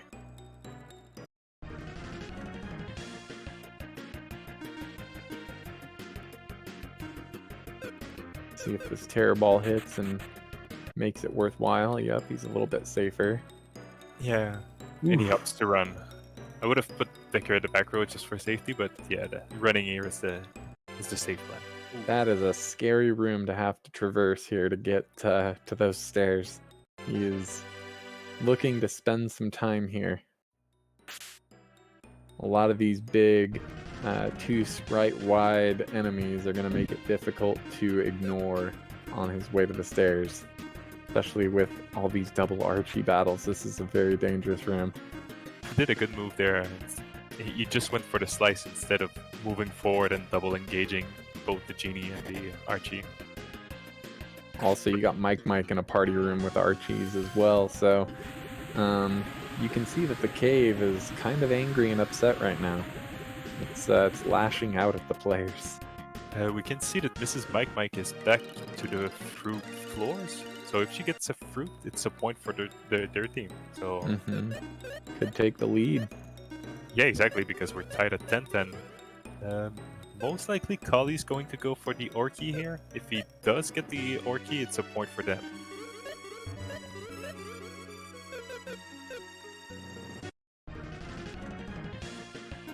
Mike and Travi trying to impress us with the most important party that they can throw off, it seems. Yep. Oh, but all these encounters are just wild. Yeah, but Mike seems in the middle of the room. Most likely, no, he opened the chest on the left. That's a bad spot. He will have to safely farm all those genies. We saw that Travi exited and re-entered the room to have the genie look forward instead of, look away from him to get the easy back attack. So he's taking it slow and steady. Kauli having to grind out the Orky HP is going to be a tough order. Getting that massive Dragon Rush, but thankfully it's asleep. Yeah, exactly. We can see that the sprite is bobbing up and down. That means it's asleep. That's the best way they could figure out to show us that the enemy is affected by sleep. So yeah, we've been a long way since then with the feedback from the game. So I wouldn't be surprised if people didn't know that. Oh, and Mike takes a terrible death just now, showing what those genies can really do. Yikes. When we mentioned that Travi was high level and not taking too much damage from attacks, while Mike was lower level and 2 crown chucks, I think. Just like sent him to the grave. So his plans for the next couple minutes is most likely trying to get to the Providence as fast as Mike can go. 30 minutes is not enough to complete a run. Our current world record is something like 42 minutes, I think. So he's not making it back to the jelly. So he's looking for the Providence. He already did all the early goals. So finding Iris, finding a ring. Flame fruit for Mrs. Mike. That's a point for them. Nice. Yep. Keeping it tight. You know, at this point, Travi and Kauli just need to essentially reach the bottom and get that encounter with the jelly and potentially get the kill. And they can secure some big points and maybe enough time afterwards to run back a Providence swap. So they've got to be strategizing quite a bit. Travi saw another party of Archies and Genies and helped it out, which it was the good play. So 81. So that's the Genie floors where if he can find all 4 kinds of Genies, he could most likely score a point that the other team will not be able to achieve at all. And another random note, the stairs spawning. So when you see our players move down a set of stairs to the next floor, the actual odds or the positioning of the next stairs to the next floor will either be directly underneath you when you spawn into the floor, and then from there it moves out, I believe, 7 tiles in any direction. So Travi, when he hit floor 80, he immediately was able to step right back onto the stairs and hit 81. So you can get pretty lucky and see the stairs very close by as you spawn in, or be right on top of them moving through floors. Yep, that's what you like to see. Clearing floors with within less than a minute is usually a good way to get ahead in the marathon setting. Hoppy is pointing out in chat there that there are glitched floors. Did he just... Okay, never mind. Great axe, not mega axe. I was like, what? But a glitched floor is essentially a floor where you can't technically exit normally, or you're soft locked in a room. It doesn't properly generate the floor. Most or some of these can be navigated through, but I believe you're blind during the navigation. So if Travi actually did run into a soft lock floor, it would get him a point, but it would be very discouraging because of how likely a jelly kill he is to get here. So not a point he's really looking to get. Yeah, the glitch floor looks a lot like the secret halls that you had in Final Fantasy 2, well, 4. You were running in the walls without actually knowing where you were going, so that's the same kind of thing happening, but with battle sprites that you have to avoid. So yeah, it's not a fun time, those glitch floors at all. Travi's slowly grinding all the Archies in the cave, it seems. Mike got wiped to some Earth Genies, showing off their ground shock abilities. Traviktox has at least another encounter with Archies right after that. And the fact that Decker got wiped and now Maxim, he is going to have to farm IP when it comes to those Copper Dragons. So expect, wow, and Artie. Those destroys were ruthless just now. But that's scary now, because he didn't run on that turn. Okay, he's fine. But yes, only 3 party members alive. 2 Thunders could have spelled doom there. Yeah, so I guess we haven't touched on the damage spread of spells. So a lot of the spells like Thunder, Ice Bulk, and any of the, I believe, non-enemy ability spells will spread their damage as you use them as an AoE, but the less party members that it targets, the more damage it will do. So that Thunder Shield on Decker is awesome, but if he was the only one alive, that Thunder would be doing quite a bit of damage no matter what.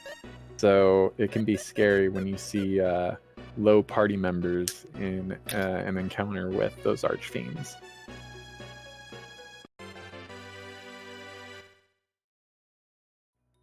So on both screen we see Kali and Travi having very little IP. It's the yellow bar at the bottom of the UI.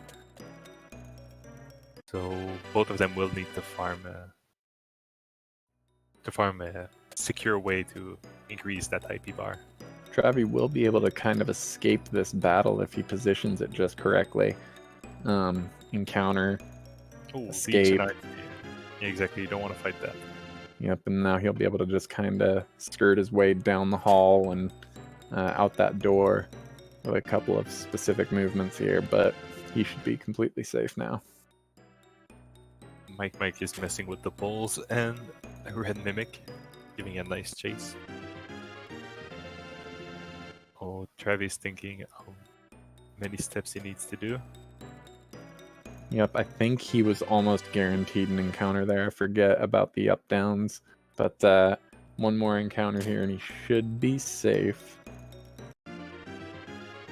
Ooh, but he's not getting away scot-free. I think Guy's going to go down here and lose that IP. But hey, on the other hand, Maxim is full. So, I mean, you win some, you lose some. One interesting thing is the gut stats that all the characters have, it affects the ratio of IP you generate by attacks. Maxim is the one with the most, so that's why he's most likely full all the time, while you have issues filling RT or Tia, for example. So Decker and Guy usually are the ones that you need to work a bit harder to get IP. What kind of goal do we have coming up? He's on the 80, so the next goal left in exploration would be the Dark Summoners, but I think that one will be skipped, but you would need to fight and kill at least 3 Dark Summoners. Those are really, really hard prospects. You don't want to mess with those if you don't have to. So we'll see if we see them, but I have high doubts if we won't. So, more feeding for Flash on Kali's side. Dungeon tile for Mrs. Mike, so can she score points in there?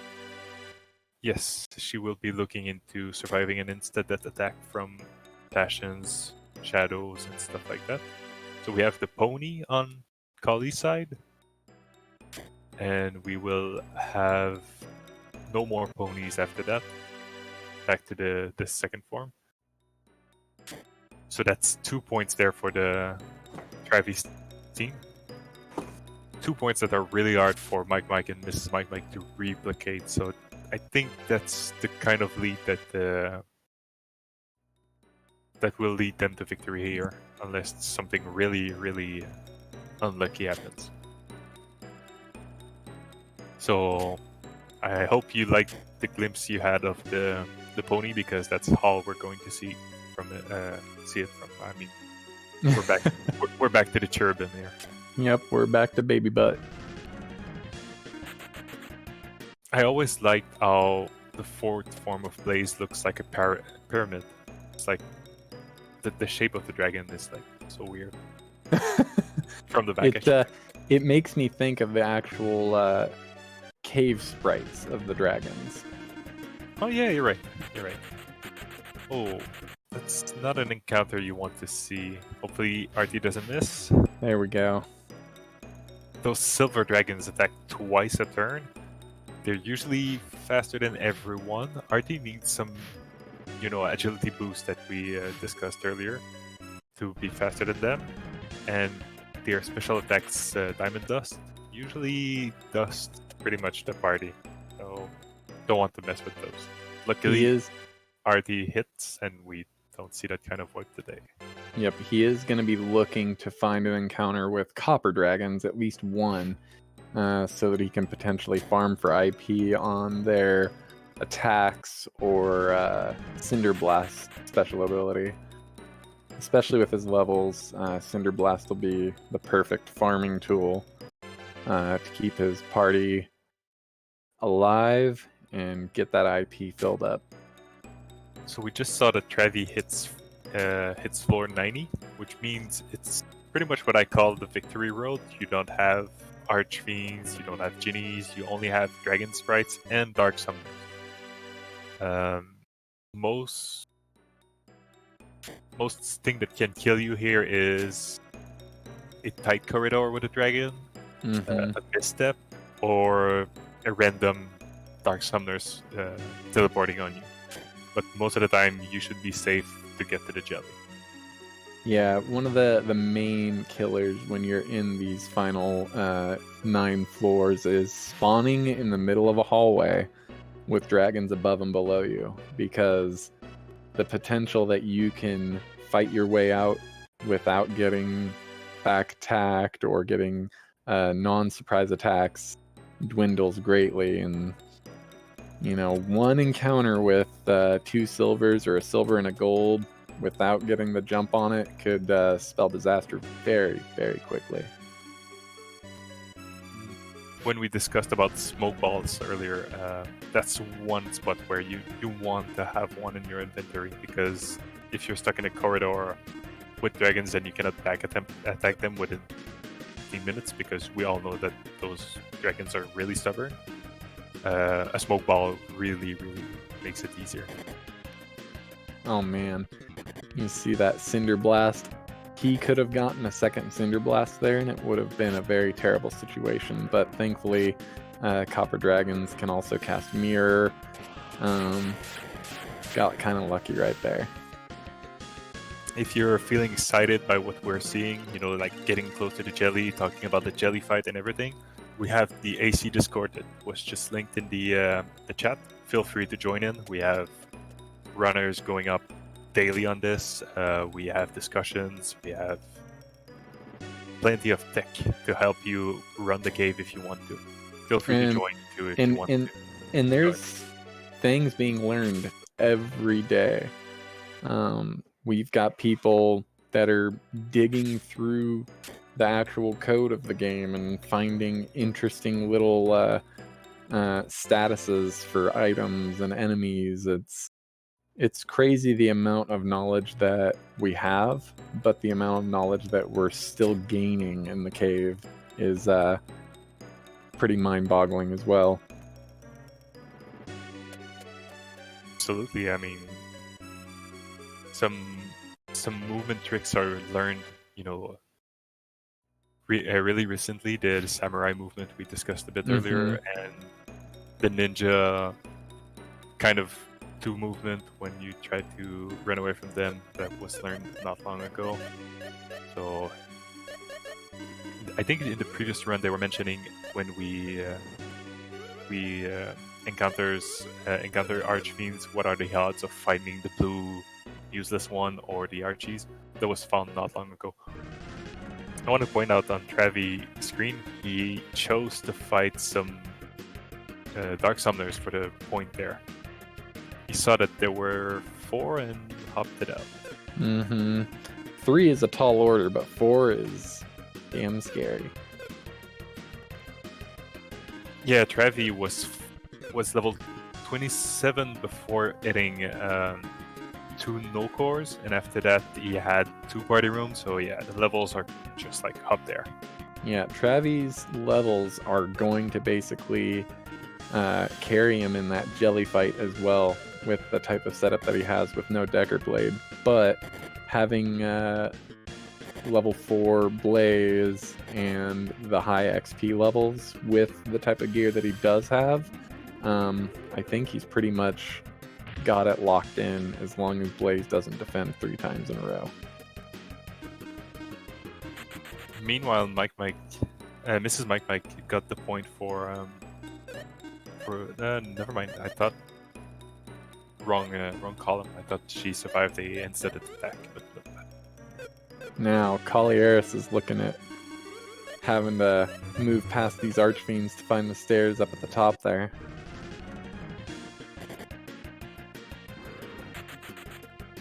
Yeah, the movement, the special movement that we discussed a bit earlier, you can apply it for 1, but with 2 of them it's really harder because they can block your way and force a double engage, and you saw all 1 engage was deadly. Imagine 2 of them back to back.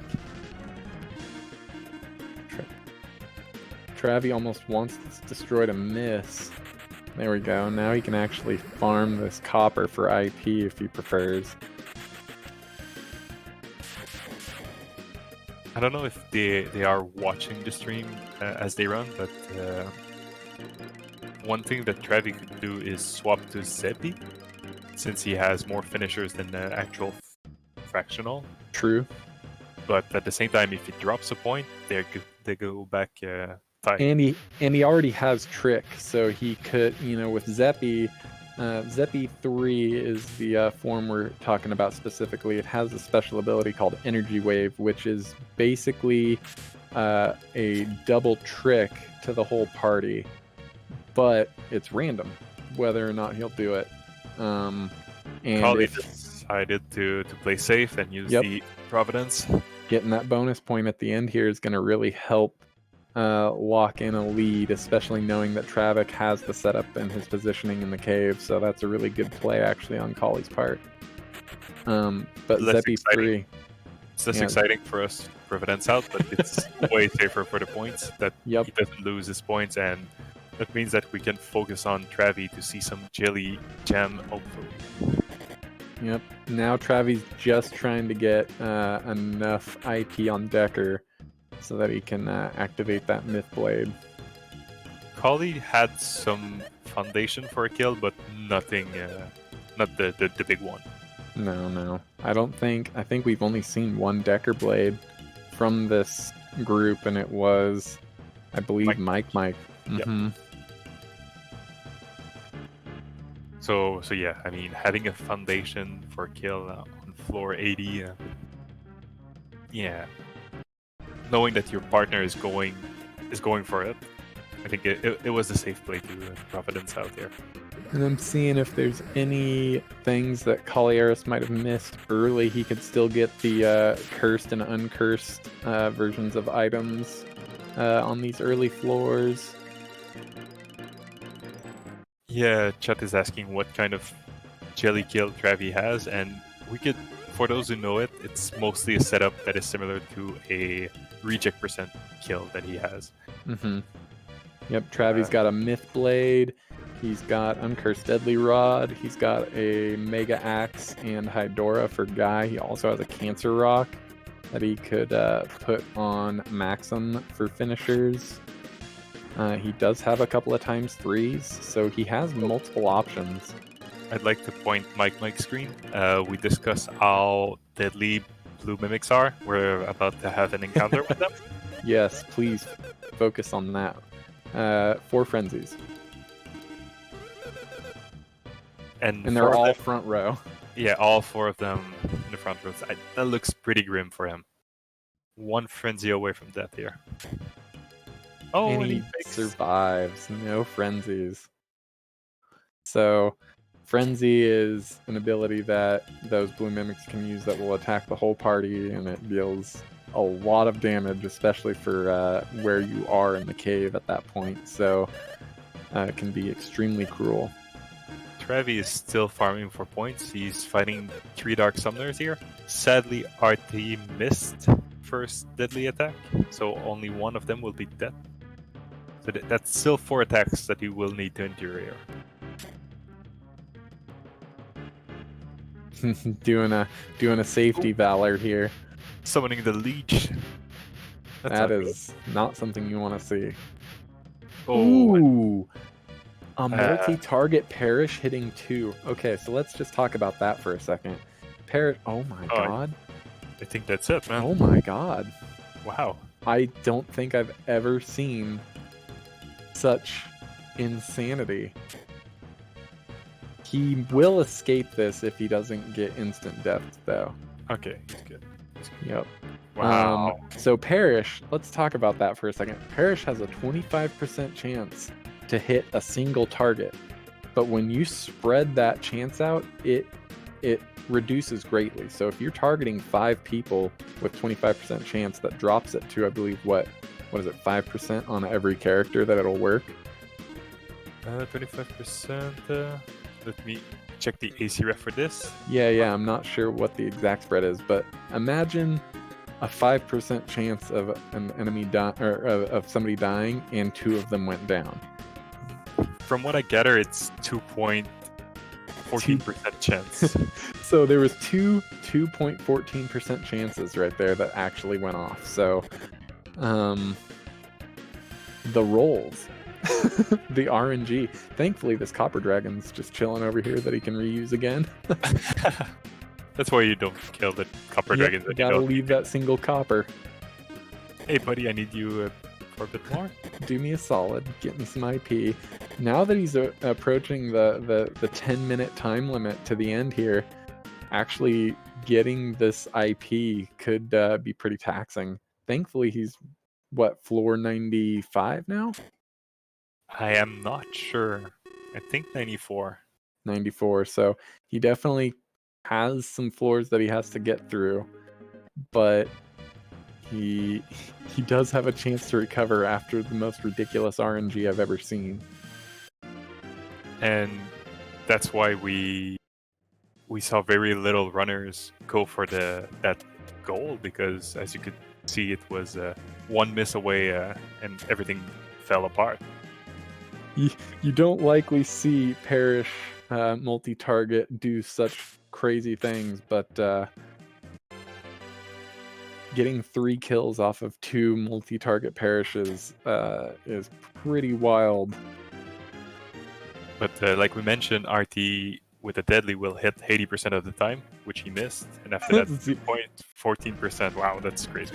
Yeah, 80% misses, 2.4 or 2.14% hits twice. Go figure. Cave really didn't like him right there. One thing that is interesting to see while he's farming IP is he doesn't have Valor, or he does have Valor, no? Yes, he has Valor. Why is he running then? Oh yeah, you're right. He could be casting Valor as his opening ability with Artie and just stay in the battle indefinitely until his IP is maxed out. But opting for safer strats by running potentially, I think he's saving more time because of the length of the animation of Valor. But that's true. Yep. Normally with Champion, you could stay in the fight and just cast Champion with RT because he usually goes before cover dragons. But here we see a really safe strat that takes most likely more time here. XCOM. I see people talking about XCOM in the chat, and as some people who know XCOM memes, 99% chance to hit means 100% chance to miss. Actually, so very related. Well, you have the Fire Emblem with the 1% crit chance that always happen. So Yep. yeah, similar stuff happening here. Fans of RNG, we should get a games list for that. So that was another Cinderblast. Travi should Now be he's set. Resume his run. Kauli found the second silver, I think. Yep. So his reject team is going really fast. What else do we have here? What's achievable here? See, Mike has made some moves down to floor 35 now. Anything that he can pick up, potentially a fruit. No, they both got the fruits. No, the one thing that they the jewel or the instant death. Yeah, Mrs. Mike could have gone for the jewel, the instant death, but I think she wiped. I'm not sure why she's back here. Oh, get your calculator out, guys. We have some jelly to do. Some jam to do. I wonder what... So he's going to use the finisher on Decker, use the Myth Blade on Maxim. That's actually pretty wise because they have extra attack power. Yeah, exactly. I'm pretty sure I would not have done it that way, but yeah, same. I'm really I'm excited for this setup. Yeah, that's a good thing. He's looking for camo armors. He has a Gorgon Rock to go with the Myth Blade. Not that it will help a lot, but if he do single attack with Maxim after and the speedy ring that he can give Maxim here to kind of... He's definitely got... Oh, now... play for Mike. What a slap to the face. Yes. So, I'm curious if he's going to throw a trick in on the first round with Artie, considering that Maxim is going to be the one decked out with the Myth Blade here. But he has or if he tricks at all. He has a Christopher for that Deadly Rod, so... True. It's going to be... It might be a trickless setup, honestly. What I would do, I think, is trick with Maxim on the second turn. Oh, yeah, to give the finishers a boost for the turn 3. That makes sense. And if he's still going fast, maybe on the third turn too? Yeah. I think I would just delay it. Yeah, and as you can see just from our small conversation, and there's a lot of different things to consider when it comes to the jelly fight. If you don't have what we call the essential tools, there's a lot of different strategies you can implement to maximize your damage. So Let's all count it up here.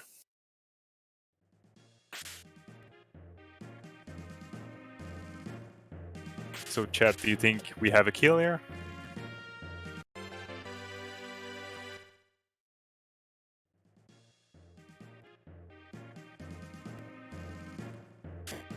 Alright, let's see.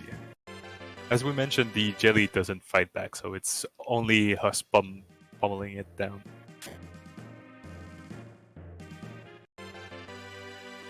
I'm calculating here, trying to figure out how much damage we have. We have 4,398 done so far, which is pretty good considering we have no Decker Blade. Mm-hmm. Definitely a kill. Bad myth roll, says Krieg, which is definitely I see Blaze Rip kill. And yes, he's going for another Devastation and a Trick for our Maxim. Mm-hmm. Pretty good Devastation for turn 2 after a myth.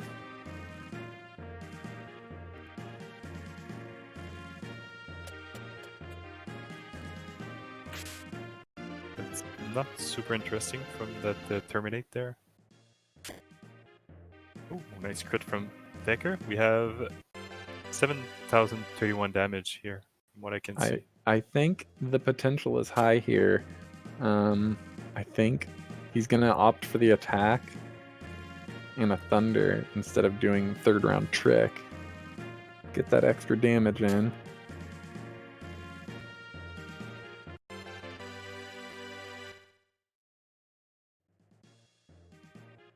Nice Burning Fang. We need a big one from Decker. Oh, that's in the bag. Oh yeah, That's in the bag. there we go. Congratulations, Travik, on a jelly kill. Some jelly to finish up the tournament. Heck yes. If we talk about the goals that were achieved, Decker was the last party member to go, so that's make it to floor 99, which is done. Defeated Jelly, done. He used Rock because he used Cancer and Hydro Rock, so that's no goal for that. Defeat the Jelly before all party members and Capsule have acted. We had the kill on the last attack of Decker. Defeat the Jelly before the time's run out. Yes, that's achieved. Yep. It's not checked in yet, but that's another point for them. Be the first team to defeat the Jelly, so that's 2 points that are still not checked. Only one, sorry. The second one, the defeat the Jelly before timer runs out, is a half point. Both members have to do it. No, I don't know. I can't remember the exact rules on the Providence party swap. I don't know if Travik actually earns that point here, but Ellie could let us know the official ruling on that. I can't quite remember if it has to be Providence before Jelly. No, that's a point for... Beautiful. Yep. There you go. So really securing that lead right here at the very end. Wow. Yes, because the rest of the run was really, really tied. We are entering the last minute here. I don't think we have potentials for any surprise. So I think that's GG to Team Travi and Kali here.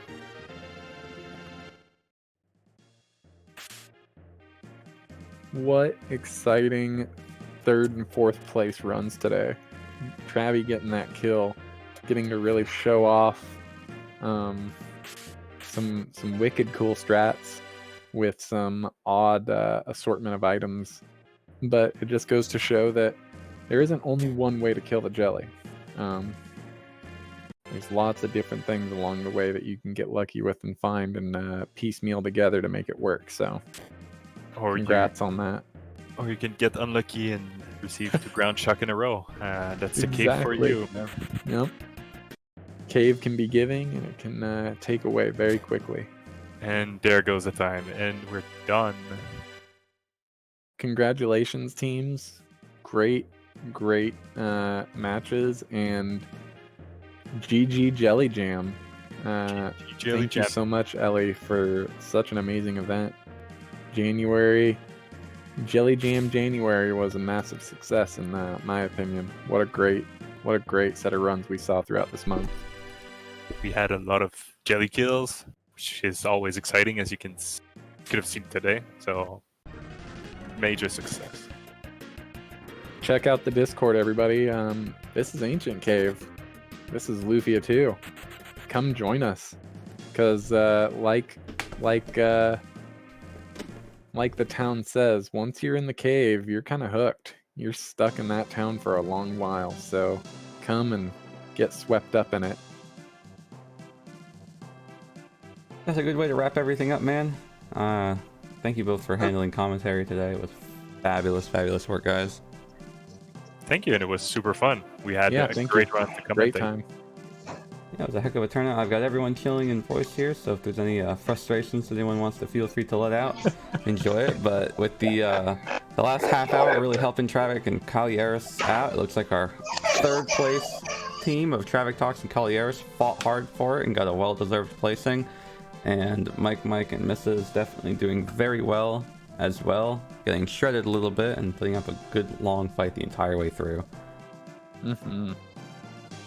Good job. GG's all. Travi, that was an exciting run all the way up to the end.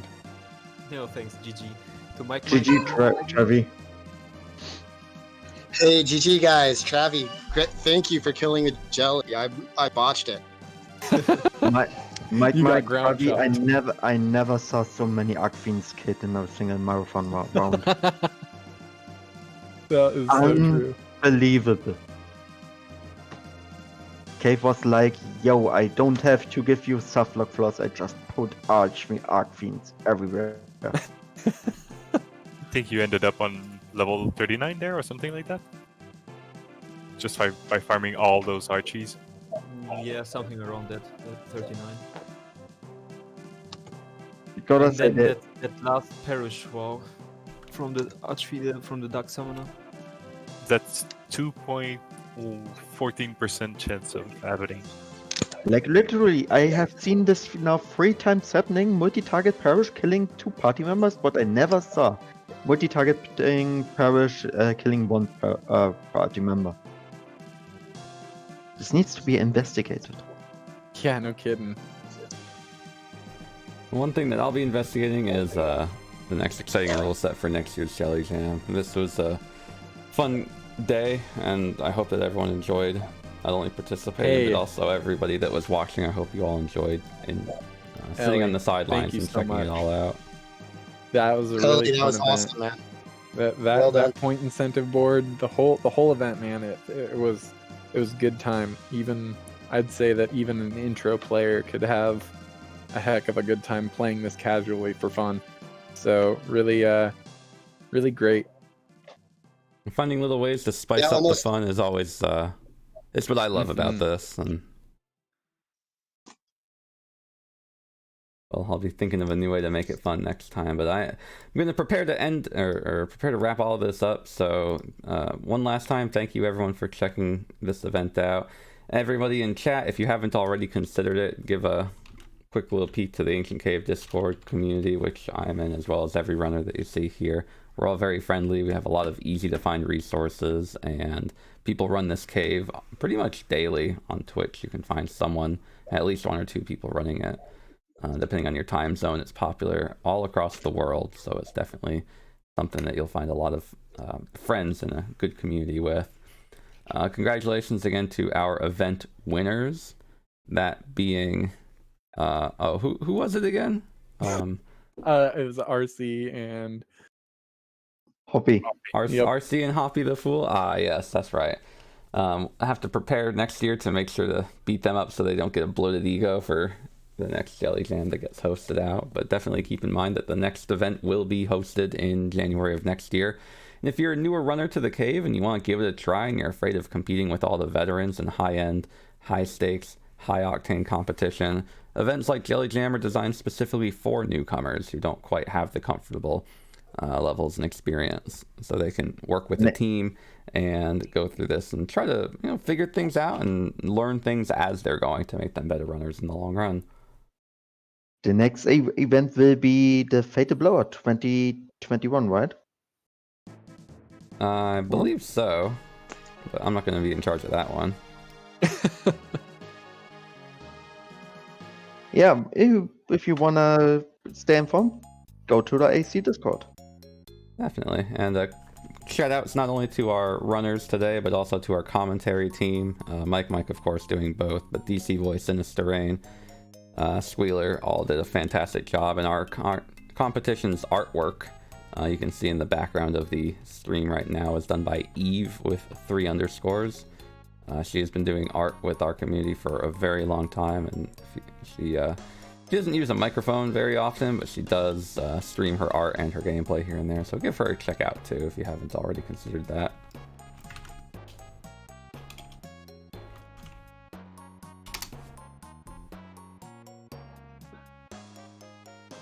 And with all that, I'm going to prepare to end this exciting event once and for all. So again, one final thank you to everybody.